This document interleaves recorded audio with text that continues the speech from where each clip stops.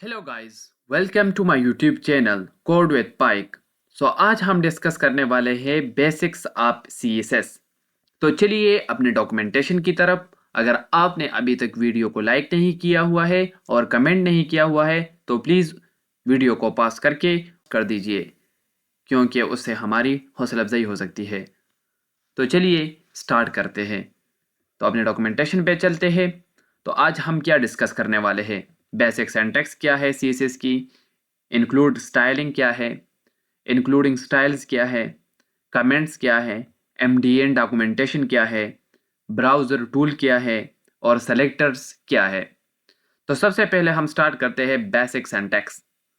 तो आप देख सकते हैं बेसिक सिंटैक्स हम किस तरह डिफाइन कर सकते हैं। तो हमारे पास H1 टैग है, ये हमारे पास सेलेक्टर है। जो HTML का एलिमेंट होता है, टैग्स होता है, वो हमारे पास सेलेक्टर होता है। फिर उसके अंदर हमारे पास प्रॉपर्टी होता है। ये फॉन्ट साइज हमारे पास क्या है? ये प्रॉपर्टी है। और ये जो 30 पिक्सल्स मैंने लिखा हुआ है, ये हमारे पास वैल्यू है। जो प्रॉपर्टी के लिए ज़रूरी कुछ ना कुछ वैल्यू होगी। अगर इस तरह आप देख सकते हैं हमारे पास 30 पिक्सल है। अगर आप कलर प्रॉपर्टी देख सकते हैं तो उस पर मैंने रेड वैल्यू दी हुई है। तो इसको समझते हैं एग्जाम्पल के थ्रू। तो चलिए अपने इस कोड पे चलते हैं। तो सबसे पहले आपने स्टाइल को डिफाइन करना है इधर हेड के नीचे, और फिर आपने कुछ स्टाइलिंग देनी है। अगर मैं H1 पे कुछ स्टाइलिंग अप्लाई करना चाहता हूं तो मैं क्या करूंगा? H1 सेलेक्टर और फिर कर्ली ब्रेसेस डिफाइन करूंगा। फिर उसके अंदर कुछ प्रॉपर्टी अप्लाई करूंगा। तो मैं इधर कलर की प्रॉपर्टी अप्लाई करता हूं। इसको मैंने रेड कलर दिया वैल्यू। तो ये हमारे पास प्रॉपर्टी हो गया और ये हमारे पास रेड हो गया। ठीक है, ये रेड हमारे पास वैल्यू हो गया। तो इसको सेव करते हैं और चलते हैं अपने वेब ब्राउज़र पे कि इसकी आउटपुट क्या आ गई। तो आप देख सकते हैं कि हमारे टेक्स्ट का जो कलर है वो चेंज हो गया है, ब्लैक से रेड हो गया। तो इसी तरह आप बेसिक सिंटैक्स को समझ सकते हैं। तो select the HTML element that you want to style, the attribute you want to change like font colour, value हमारे पास the specific style you want to apply to the property like red 30 pixel etc. Property colour property हमारे पास क्या है? The CSS color property define the text color or background color in an HTML। जो colour हम apply करेंगे HTML tag पे वो हमारे पास क्या है? कलर प्रॉपर्टी है। फिर उसके बाद तो उसको भी समझा। तो इसको मैं टिक करूंगा कि हमने बेसिक सिंटैक्स को समझा। अभी हम समझेंगे इंक्लूडिंग स्टाइलिंग क्या है। अगर आपने हमारी पिछली वीडियो नहीं देखी हुई है तो प्लीज़ डिस्क्रिप्शन पे जाके उस वीडियो को देख लीजिए, क्योंकि मैंने उसमें डिस्कस किया हुआ है external file styling, internal style और इनलाइन स्टाइलिंग हम किस तरह अप्लाई कर सकते हैं। तो ये उसमें मैंने कवर किया हुआ है। तो प्लीज़ उस वीडियो को देख लीजिए अगर आपने अभी तक उसको वॉच नहीं किया हुआ है। तो इसको मैं टेक करता हूँ क्योंकि ये उधर हमने पढ़ा है। अभी कमेंट की बारी आती है कि हम कमेंट्स किस तरह अप्लाई कर सकते हैं। Use to add notes in HTML और CSS। अगर मैं कुछ कमेंट्स करना चाहता हूँ इधर, अगर मुझे कलर की प्रॉपर्टी याद आ गई और मैं सोच रहा हूँ कि कुछ कमेंट लिखूँ अपने लिए कि बाद में मुझे कुछ मुश्किल नहीं होगी, मुझे कोई दुश्वारी ना हो। अगर ये हमारा कोड किसी और के पास चला गया और अगर आपने कमेंट्स लिखे हुए हैं, अगर आपका कोड वेल ऑर्गेनाइज है तो वो बंदा जल्दी उसको समझ आएगा कि उसने क्या चीज़ें लिखी हुई है। अगर आपने कमेंट्स नहीं डाले हैं बहुत ज़्यादा टाइम लगेगा उसको उस कोड को समझने के लिए।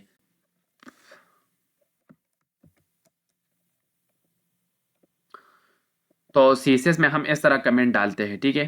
तो अगर मैं कुछ प्रॉपर्टी लिखना चाहता हूँ, अगर बाद में मुझे उसका पता हो कि मैंने इधर क्या चीज़ें की हुई है, तो मैं अपने लिए एक नोट बना सकता हूँ अपने कोड के साथ। Add color to h1 tag. तो ये एक डेवलपर की अच्छी सोच होती है कि वो अपने कोड में कमेंट ज़रूर डाले। अगर उसने कमेंट नहीं डाले हुए हैं तो उसकी कोड वेल ऑर्गेनाइज वो नहीं है। तो आप कमेंट ज़रूर डालें ताकि कभी दूसरों को उसमें दुश्वारी ना हो। तो अभी इसमें इसको सेव करता हूँ क्योंकि ये मतलब रेंडर नहीं होगा, ये वेब पेज पे नज़र नहीं आएगा। इसको सेव करते हैं और वेब ब्राउज़र पे देखते हैं। तो आप देख सकते हैं कि हमारे पास जो hello welcome to my YouTube channel code with Pike आया है। इसमें ऐड टू स्टाइल CSS लिखा हुआ है, कलर CSS लिखा हुआ है, h1 टैग वो नहीं आया क्योंकि वो उसको मैंने कमेंट किया हुआ है। तो इसको सेव करते हैं। तो इस तरह हम कमेंट करते हैं CSS में। तो अभी चौथा देखते हैं MDN डॉक्यूमेंटेशन क्या है। अगर आप VS कोड पे जाके इस कलर पे माउस को हावर करें तो आपको ये उसने कुछ रेफरेंस दिया हुआ है, MDN रेफरेंस। ये हमारे पास एक वेबसाइट है जो मैंने लिंक दिया हुआ है अपने डॉक्यूमेंटेशन पे। आप इस पे जाके आप रियल वर्ड यूज़ CSS की रियल वर्ड यूज़ आप देख सकते हैं। आप उधर से प्रॉपर्टी भी सीख सकते हैं। अगर आप खुद अप्लाई करना चाहते हैं अपनी प्रैक्टिस के लिए तो आपके लिए ये डॉक्यूमेंटेशन बहुत ज़रूरी है। तो आप उस पे जाके आप प्रैक्टिस ज़रूर कीजिए इस पे। दुनिया भर के डेवलपर इधर काम करते हैं, उसकी डॉक्यूमेंटेशन अपडेटेड है। ये ऑफिशियल रिसोर्सेज पर CSS है। तो आप विज़िट करें इस वेबसाइट पे। इसमें रियल वर्ड यूज़ है CSS की कि हम CSS को किस तरह यूज़ करते हैं और किस तरह यूज़ करेंगे। 5वें पे हमारे पास आता है हमने क्या क्या कवर किया, कमेंट्स, MDN डॉक्यूमेंट्स, और फिर अभी 5वें पे हम आ रहे हैं MDN डॉक्यूमेंटेशन पढ़ लिया। अभी ब्राउज़र टूल्स हमारे पास, ये बहुत अच्छी चीज़ है। इसको समझे और इसको हम किस तरह यूज़ कर सकते हैं इस टूल्स को। इस टूल्स को यूज़ करके आपको बहुत मज़ा आएगा। तो चलिए देखते हैं। तो मैं अपने वेब ब्राउज़र पे जाता हूँ और इधर राइट पे क्लिक करके इंस्पेक्ट पे जाओ।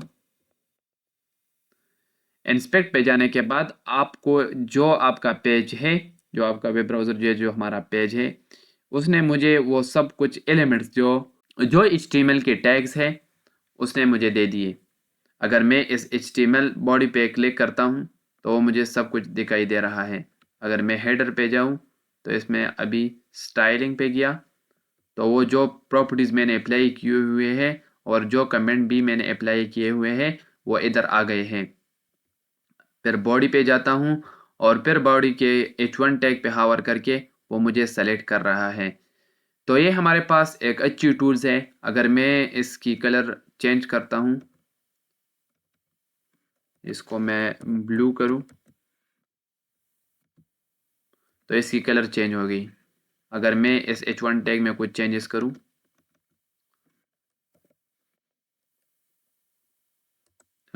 इसको थोड़ा सा कुछ कर लें और फिर इसको हटा दें तो ये ऑटोमेटिकली इसमें चेंजेस हो गए। तो आप इस तरह चेंजेस कर सकते हैं अपने वेबसाइट पे। अगर कुछ चीज़ में मसला है, कुछ कलर में मसले हैं, उसको डिबग करने में ज़्यादा आसानी होगी कि हम किस तरह इसको डिबग कर सकते हैं अपने HTML और CSS फाइल को। ये हमारे पास जो स्टाइल्स वगैरह, ठीक है। और फिर अगर आपको वो दिखाई नहीं दे रहा तो आप इस पे कर दे तो वो आपको सब कुछ दिखाई देगा कि इसमें जो H1 टैग अप्लाई हुआ है, कलर ब्लू है, फ़ॉन्ट कितनी है, 32 पिक्सेल्स का है, मार्जिन कितना नीचे। अगर मार्जिन का पता नहीं है, फ़ॉन्ट का पता नहीं है तो आने वाली वीडियो में उसको मैं आपको बताऊंगा कि वो किस तरह यूज़ कर सकते हैं। तो ये हमारे पास एक अच्छी टूल है वेब का कि हम किस तरह इस पे HTML CSS और जावास्क्रिप्ट कंट्रोल कर सकते हैं, इसको डिबग कर सकते हैं। आई होप आपको समझ आ गया होगा। तो वापस चलते हैं अपने डॉक्यूमेंटेशन पे। तो इसको थोड़ा सा पढ़ते हैं। Allow real time editing of HTML CSS कि हम रियल टाइम में उसमें एडिट कर सकते हैं HTML और CSS में। Useful part testing and debugging मैंने आपको समझाया और आपको बताया भी, और लाइव भी आपके सामने ही मैंने कुछ चीज़ें एडिट किए। Show element hierarchy and layout, हम लेआउट किस तरह यूज़ कर सकते हैं, मतलब उसको देख सकते हैं कि इसमें कहाँ मार्जिन यूज़ हुई है, पैडिंग एट्सेट्रा। उसको मतलब highlight selected element on page, जिस तरह मैं इस H1 पे हावर करता हूँ तो मुझे दिखाई दे रहा है कि अभी आपने किस चीज़ को सेलेक्ट किया हुआ है, तो इसका ये मतलब है। Changes only on client side, ये चेंजेस मैं जो कर रहा हूँ ये मेरे वीज कोड पे ऑटोमेटिकली चेंजेस नहीं हो रहे हैं, ये तो सिर्फ क्लाइंट साइड पे चेंजेस हो रहे हैं। अगर मैं इसको रिफ्रेश करूँ तो ये ऑटोमेटिकली ख़त्म हो जाएगा। तो आप देख सकते हैं जो हमारा डिफ़ॉल्ट था वो वापस आ गया। तो ये हमारे पास टेम्पररी होता है, यह सिर्फ डिबगिंग के लिए इस्तेमाल होती है।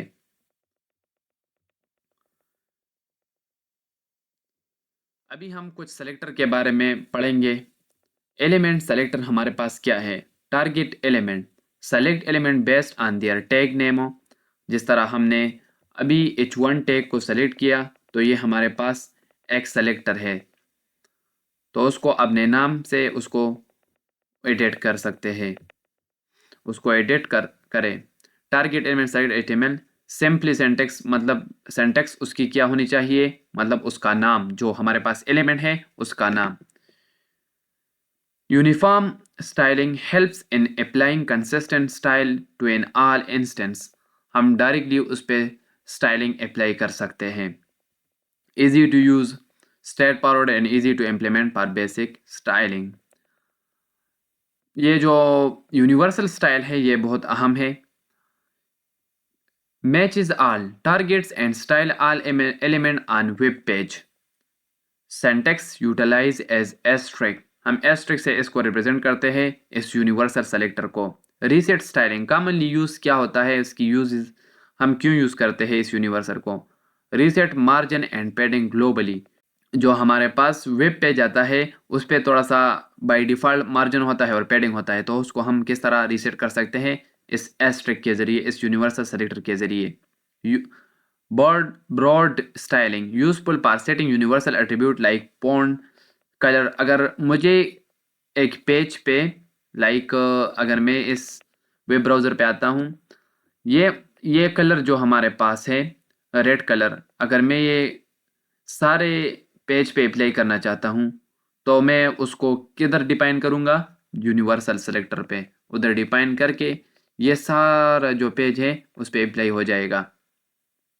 तो इस यूनिवर्सल टैग को देखते हैं कि इसको किस तरह यूज़ कर सकते हैं हम।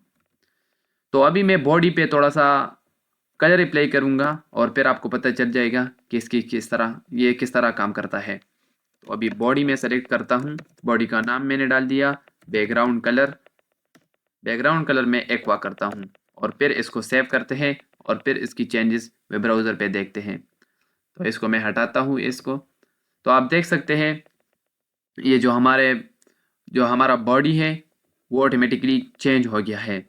तो आप देख सकते हैं इस hello world welcome to YouTube my channel से हेलो वेलकम, इधर से आप अगर इस टेक्स्ट को आप देखें तो इसको थोड़ा सा पैडिंग और मार्जिन दिया गया हुआ है टॉप से, तो इसको हम किस तरह रीसेट कर सकते हैं? तो इसको अभी हम रीसेट करेंगे यूनिवर्सल सेलेक्टर से। तो यूनिवर्सल स्टैटिक मैंने कर दिया और अभी मार्जिन और पैडिंग, मार्जिन 0 कर दिया मैंने और पैडिंग को भी मैंने ज़ीरो किया। तो अभी इसको सेव करते हैं और आउटपुट देखते हैं। तो आप देख सकते हैं जो टॉप से मार्जिन और पैडिंग था वो ख़त्म हो गया है।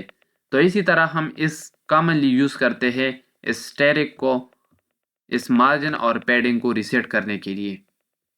आई होप आपको समझ आ गया होगा। तो चलते हैं अपने डॉक्यूमेंटेशन पे। तो इसको मैं करता हूँ वेब ब्राउज़र टूल आपको समझ आ गया। अभी हम सेलेक्टर कर रहे हैं तो यूनिवर्सल सेलेक्टर भी हो गया। अभी आईडी और क्लास को समझिए। आईडी और क्लास हमारे पास क्या है, उसकी प्रॉपर्टी क्या है? ID property assign a unique identifier to a single element. ID हमारे पास हमेशा यूनिक होनी चाहिए। जो हमारे पास सिंगल एलिमेंट एचटीएमएल एलिमेंट में अप्लाई हो सकती है। क्लास प्रॉपर्टी क्या है? Allows grouping of multiple HTML element to style them collectively. अगर हमारे पास मल्टीपल एचटीएमएल टैग्स है तो उस पे हम एक क्लास अप्लाई कर सकते हैं। लेकिन अगर हमारे पास मल्टीपल एचटीएमएल टैग्स है और इस पे हम एक आईडी अप्लाई नहीं कर सकते। अगर HTML का एक एलिमेंट है तो उस पर एक आईडी अप्लाई होगी, दूसरा एलिमेंट है तो उस पर दूसरी आईडी अप्लाई होगी। तो आईडी हमारे पास हमेशा यूनिक होनी चाहिए और क्लास हमारे पास यूनिक नहीं होती, उसमें मल्टीपल हम एलिमेंट को स्टाइल कर सकते हैं। क्लास को हम रीयूजेबल कर सकते हैं, लाइक डिफरेंट एलिमेंट पर कंसिस्टेंट स्टाइलिंग। अगर मैंने एक जगह एक क्लास यूज़ किया हुआ है और मुझे फिर उसकी ज़रूरत आई कि मैं इस क्लास को दूसरी जगह यूज़ करूँ और ये स्टाइलिंग ऑटोमेटिकली उस पर अप्लाई हो जाए, तो उसके लिए हम इसको रीयूज़ कर सकते हैं।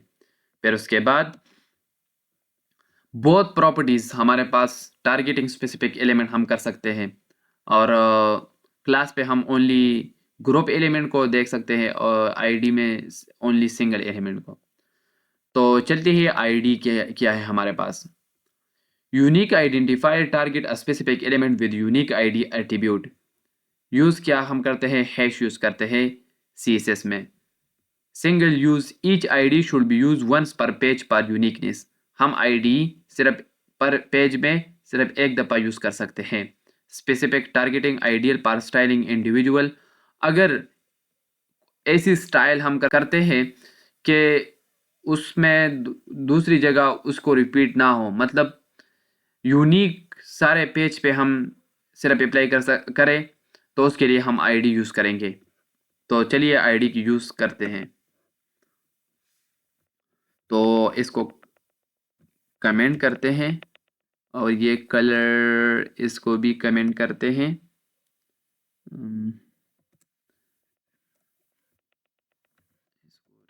इसको हो गया।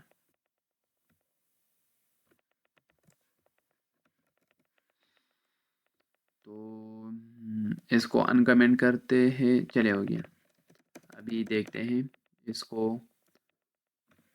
तो आपने क्या करना है, आपने HTML एलिमेंट पे आना है और इधर एक प्रॉपर्टी डिफाइन करनी होगी, उसका नाम है आईडी। आईडी लिखने के बाद आपने इक्वल टू डबल कोट के अंदर जो नाम देना है यूनिक, मैंने नाम देना है, जो भी नाम देना है आपने वो दे दीजिए। तो मैं इधर देता हूँ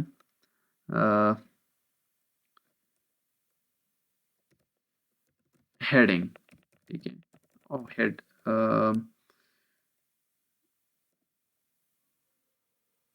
ठीक है, मैंने इधर हेड डिफाइन किया।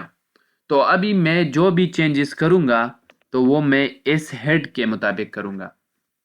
तो इस हेड को मैं किस तरह चेंज करूँगा? तो मैं 2 दफ़ा इसको यूज़ करूँगा। तो आईडी आप इस तरह यूज़ कर सकते हैं। अगर मेरे पास हेडिंग 1 है तो मैं इसको अंडरस्कोर हेडिंग 1 करूँगा और फिर नीचे दूसरा हेडिंग डिफाइन करूँगा, कंट्रोल C करके इसको H2 करूँ और फिर इसको हेडिंग 2 भी हेड 2 दे दूँ। तो इसको सेव करता हूँ और फिर उसके बाद कुछ प्रॉपर्टी मैं डिफाइन करता हूँ। ठीक है, तो मैंने इधर सिंटैक्स हमारे पास क्या है आईडी की? हैश। तो हैश को किस तरह यूज़ करेंगे? तो हैश हैश करके उसका नाम। ठीक है, मैं हेड अंडरस्कोर 1 और फिर इसको इस तरह करते हैं। ठीक है, अभी मैं इस पे कुछ इसकी कलर चेंज करता हूँ। ठीक है, तो इसको मैं ब्लू कर दूं, ठीक है। और ये जो हमारे पास दूसरा है इसको मैं दे दूं हेड अंडरस्कोर 2 और करली ब्रेसेस, फिर उसके अंदर मैंने कलर किया ग्रीन, ठीक है। इसको सेव किया, इसकी चेंजेस देखते हैं। तो आप देख सकते हैं कि हमारा ये जो फर्स्ट कलर है ये ब्लू हो गया और जो दूसरा कलर है वो ग्रीन हो गया। तो इसी तरह आप प्रॉपर्टीज़ अप्लाई कर सकते हैं आईडी पे, ठीक है। तो ये हमारे पास यूनिक होनी चाहिए, ठीक है। अगर अभी मैं बात करूँगा क्लास पे, ठीक है, तो आपने इसको समझा कि आईडी हमारे पास यूनिक होनी चाहिए पूरे पेज पे। और अभी देखते हैं क्लास सेलेक्टर हमारे पास क्या है। Group styling allow style of multiple elements group under a class. So उसको हम किस तरह यूज़ करेंगे, डॉट के साथ। आईडी को हम हैश के साथ यूज़ करते थे, अभी हम डॉट को क्लास को डॉट के ज़रिए यूज़ करेंगे। ये रीयूजेबल होता है मल्टीपल एलिमेंट के लिए। तो चलिए इसको देखते हैं। तो अभी हम आ गए अपने वीज कोड पे और इसको कॉपी करते हैं और फिर इसको नीचे पेस्ट करते हैं और इसको कमेंट करते हैं, ठीक है। इसको कमेंट करने के बाद इस आईडी को मैं क्लास का नाम दूंगा, ठीक है। क्लास का नाम देख के मैं इस पे कुछ इस तरह करते हैं, इसको भी क्लास करते हैं और फिर इसको दोबारा यूज़ करेंगे, ठीक है, कि इसको हम किस तरह यूज़ कर सकते हैं। तो इसको सेव करते हैं, अभी इसको भी कमेंट करते हैं, के बाद नीचे आते हैं और डॉट के साथ जो भी आपने नाम दिया हुआ है उसको डिफाइन करें। Head underscore 1 and column. अभी जो मैं कलर अभी प्ले कर रहा हूँ एक्वाई प्ले करूँ और हेड डॉट हेड 2 और उस पर मैं प्ले करूँ कलर येलो, ठीक है। और इसको सेव करते हैं और इसकी चेंजेस देखते हैं। तो आप देख सकते हैं इसकी कलर भी चेंज हो गया, इसकी कलर भी चेंज हो गया। तो इस तरह हम यूज़ कर सकते हैं आईडी एंड क्लासेस। तो अभी तीसरा देखते हैं, अपने डॉक्यूमेंट पे चलते हैं। ग्रुप और सेलेक्टर क्या है।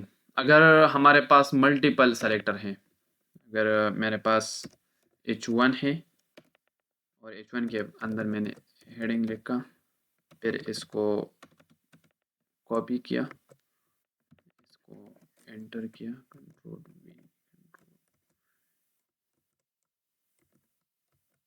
ठीक है। और फिर इसके अंदर अभी इस पे मैं कुछ इसको H2 करता हूँ, इसको H3 करेंगे, H3 और इसको H4 करेंगे और इसको H5 और इसको मैं कमेंट करता हूँ, ठीक है। और फिर इसको सेव करते हैं, इसकी आउटपुट देखते हैं ब्राउज़र पे। तो आप देख सकते हैं H1 H2 H3 H4 H5 आ गया, ठीक है। तो अभी इसको मतलब किस तरह चेंज करेंगे, इस सब पे मैंने एक प्रॉपर्टी अप्लाई करनी है। तो वो हम ग्रुप सेलेक्टर के ज़रिए कर सकते हैं। इधर मैंने डिफाइन किया हुआ है multiple element style, multiple element simultaneously. Syntax हमारे पास, इसको कॉमा से हम सेपरेट करते हैं और ये reduce code redundancy and save time करता है। तो हम अपने कोड पे चलते हैं और इसको कमेंट करते हैं, फिर उसके बाद थोड़ा सा नीचे आते हैं, ऊपर करते हैं। अभी हमारे पास H1 है, इसको कामा करेंगे, H2 H3 कामा H3 कामा H4 कामा H5 और फिर इसको इस तरह करते हैं। इस सब की मैं कलर चेंज कर रहा हूँ, ये हमारे पास डिफरेंट टैग है लेकिन मैं इस पर सेम कलर अप्लाई कर सकता हूँ। अगर मैं इस पर ये वाला कर दूँ ब्लू वाइलेट, तो इसको सेव करते हैं और फिर इसकी चेंजेस देखते हैं। तो आप देख सकते हैं इन सारों का कलर चेंज हो गया। तो इसी तरह हम ग्रुप सेलेक्टर यूज़ कर सकते हैं। इसको सिंगल नहीं करते हैं कि पहले H1 पे इसको कलर को अप्लाई किया, फिर H2 पे ये कलर अप्लाई किया। तो डायरेक्ट मैंने कामा के ज़रिए इसको सेपरेट किया और अप्लाई किया। तो आप इस तरह कर सकते हैं। लास्ट में हमारे पास आता है descendant selector, nested targeting style, multiple nested with a specified element, separate with spaces. हम इसको सेपरेट करते हैं विद स्पेसेस। तो इसको हम किस तरह इम्प्लीमेंट करेंगे? तो चलते हैं अपने वीज कोड की तरफ और इसको इम्प्लीमेंट करते हैं। अभी इसको मैं कमेंट करता हूँ, ठीक है, इसको कमेंट किया। फिर नीचे आते हैं, इधर मैं डेव को डिफाइन करता हूँ, ठीक है। डेव के अंदर मैं पी टैग को डिफाइन करता हूँ और पी टैग के अंदर में एक शॉर्टकट है LORM, ये एमेट का आता है। तो एमेट बहुत ज़्यादा यूज़ होता है, तो इसको मैं 100 LOREM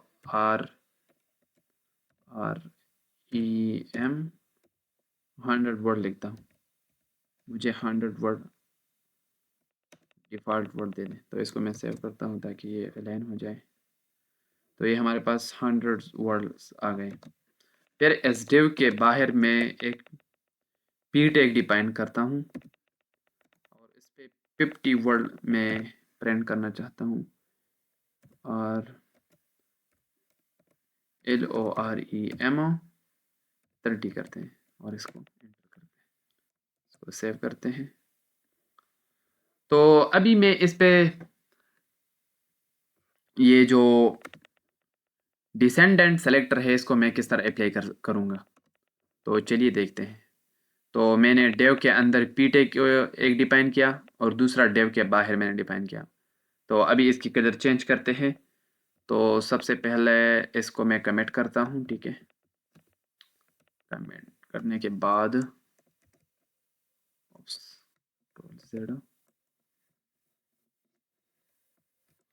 और फिर नीचे आते हैं, इसकी प्रॉपर्टी लिखते हैं, ठीक है। तो अभी डेव के नीचे डेव के अंदर पी टैग है, ठीक है। तो इस पे मैं कलर अप्लाई करता हूँ येलो, ठीक है। और जो बाहर पी टैग है उस पे मैं क्या अप्लाई करूँगा, इस पे मैं करूँगा कलर करते हैं